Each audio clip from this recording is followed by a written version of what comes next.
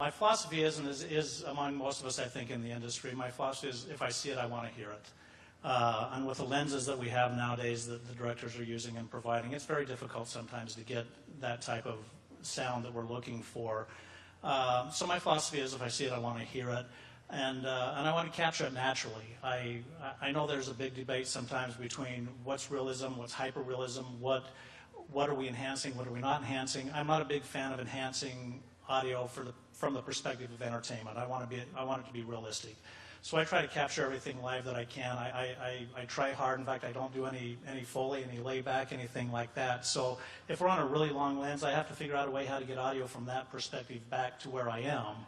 And sometimes that's very difficult and sometimes very impossible, and we don't always succeed doing that, but that's what I try. So then you get into the philosophy of hyperrealism. How much do you actually add to a mix that would enhance it from the entertainment perspective and or value? And I don't do that. I don't subscribe to that philosophy. So everything I try to do there. As far as the future is concerned, I'm still of the opinion I think we still need to get 5.1 right.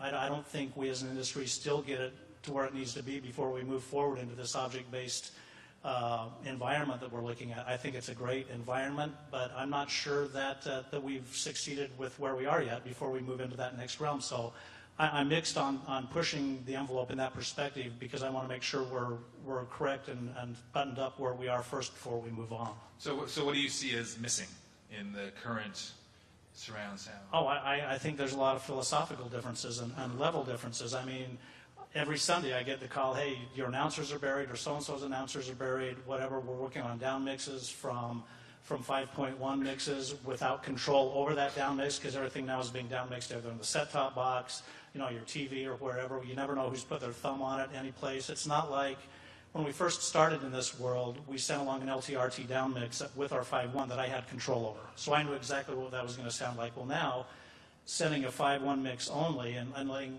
whomever, where, or whatever down mix that, I have no control. So it's very hard to find that balance where everything lives within that realism. So I think we need to kind of button that up before we move forward.